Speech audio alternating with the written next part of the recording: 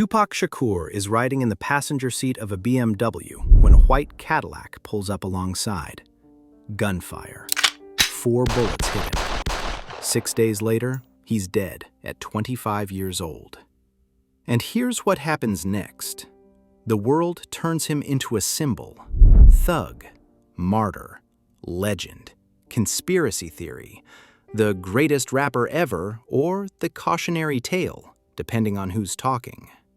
But here's what gets buried under all that noise. Tupac Shakur was a trained actor and poet who studied Shakespeare before he ever touched a microphone. A kid who grew up in the shadow of activists, learned to see systems before he learned to survive them. This isn't a story about who killed Tupac.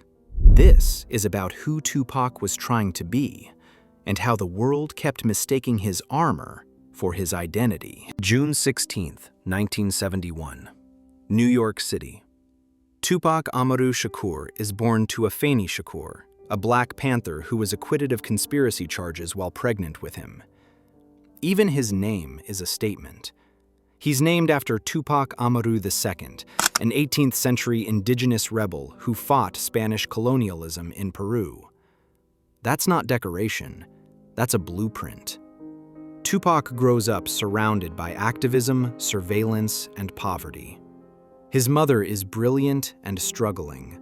They move constantly, New York to Baltimore to Marin City, California. Sometimes they have electricity, sometimes they don't.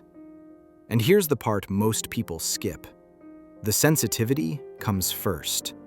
Baltimore, early 1980s. Tupac gets into the Baltimore School for the Arts, studies acting, poetry, ballet, Shakespeare. He plays the Mouse King in The Nutcracker. He's friends with Jada Pinkett, who'll later say he was one of the most thoughtful people she ever knew. This is not the origin story people want. They want the tough kid who was born hard. But the archive tells a different story. A boy who wrote poetry about roses growing through concrete, who studied method acting, who could quote Shakespeare and dissect social systems in the same breath. The hardness? That comes later. That's the adaptation. Late 1980s. The family moves to Marin City, California, a low-income community across the bay from San Francisco. Tupac meets Layla Steinberg, a music promoter who becomes his mentor. She sees the poet in him, pushes him to write with discipline, connects him to the Bay Area hip-hop scene. And this is where the two halves start forming.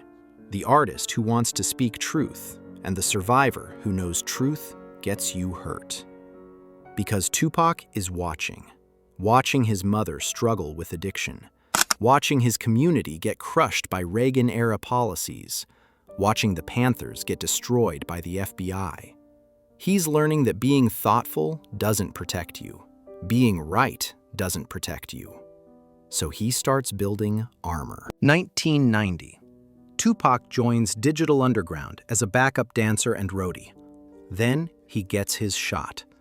Same song. A verse that's technically just a guest spot, but hits like an announcement. I'm here. 1991.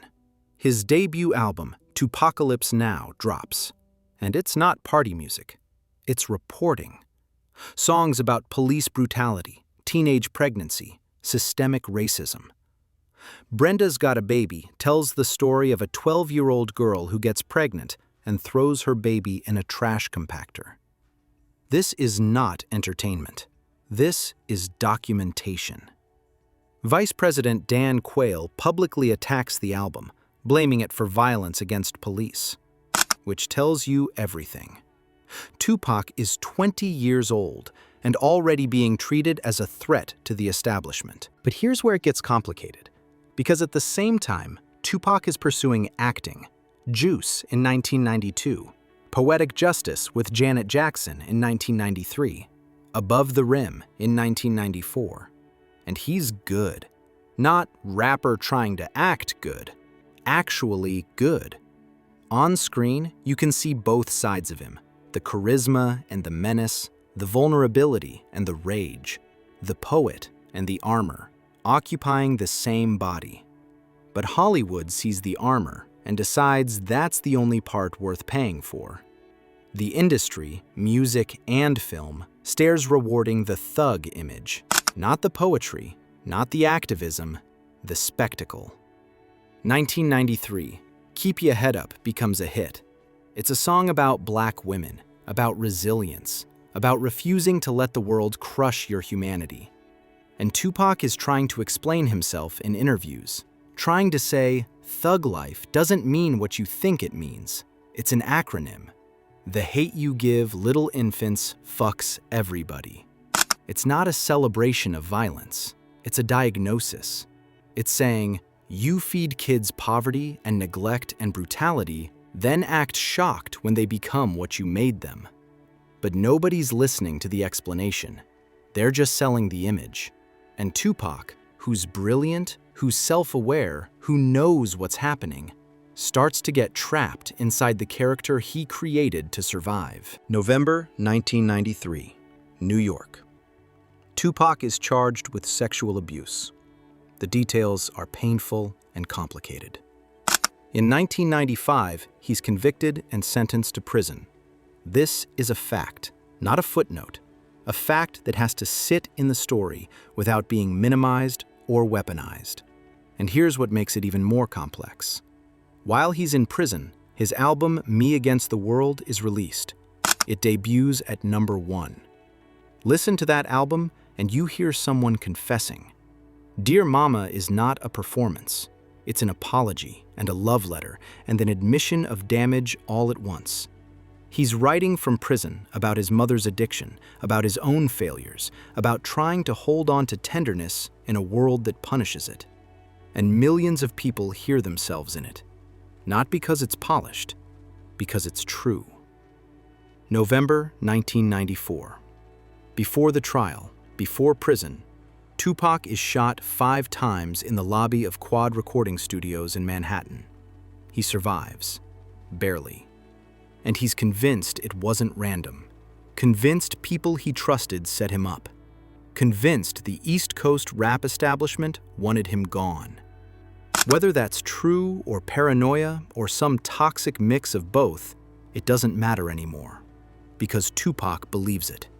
And belief changes behavior. The fear becomes real. The danger becomes real. And the persona that was supposed to protect him starts to consume him. October 1995. Suge Knight posts $1.4 million bail to get Tupac out of prison, on the condition that he signs with Death Row Records. Tupac signs. And now he's in the middle of the most volatile label in hip-hop. In the middle of the East Coast-West Coast feud, in the middle of a machine that profits from the very image that's destroying him. February 1996. All Eyes on Me drops. A double album, 27 tracks. Tupac at maximum volume, maximum swagger, maximum everything. It's exhilarating, it's exhausting.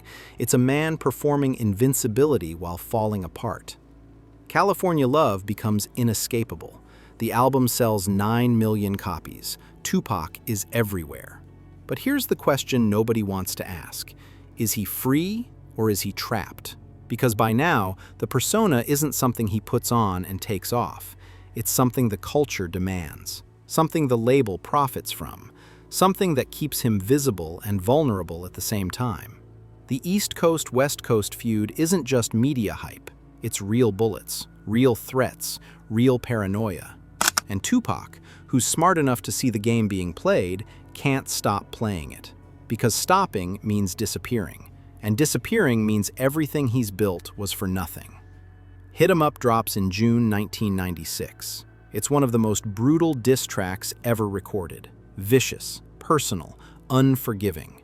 And you can argue about whether it's art or provocation, whether it's self-defense or escalation. But here's what's inarguable. It's a man who stopped believing anyone will let him be anything other than what they paid to see. The poet is still there, but the armor is so heavy now he can barely move. September 7th, 1996, Las Vegas. Tupac attends a Mike Tyson fight at the MGM Grand. After the fight, there's a confrontation in the casino lobby. Hotel cameras catch it. Later that night, riding down Las Vegas Boulevard, a white Cadillac pulls up. Gunfire. September 13th, 1996. Tupac dies at University Medical Center. He's 25 years old. And then the machinery kicks in. The conspiracy theories, the sightings, the Tupac is alive industry. The documentaries that care more about who did it than who he was. In 2023, 27 years later, Dwayne Keefe D. Davis is arrested and charged with Tupac's murder. He pleads not guilty. As of late 2025, the trial is set for August 2026. Maybe there will be answers. Maybe there won't. But here's the thing. The murder is not the story. The life is the story. After his death, Tupac releases more albums dead than most artists release alive. The Don Killuminati, The 7 Day Theory, Are You Still Down? 5 posthumous albums in 4 years. Over 75 million records sold worldwide. 2017, inducted into the Rock and Roll Hall of Fame. 2018, gets a star on the Hollywood Walk of Fame. The Library of Congress preserves Dear Mama in the National Recording Registry, calling it culturally, historically, or aesthetically significant. Those honors are real, but the real legacy is simpler and harder. Tupac Shakur gave voice to people who felt invisible. He held contradictions that the culture wanted to flatten into slogans. He refused to be just one thing. And maybe that's why he still matters. Not because he was perfect, because he was honest about being broken. So what do you do with someone like Tupac? You don't clean him up. You don't ignore the violence, or the conviction, or the self-destruction. But you also don't reduce him to those things. Because the truth is this: Tupac Shakur was a poet who learned he had to wear armor to be heard. And then the armor became so convincing that people forgot the poet was still underneath. He wrote about roses growing through concrete, about beauty surviving in places it has no right to exist. That wasn't metaphor. That was autobiography.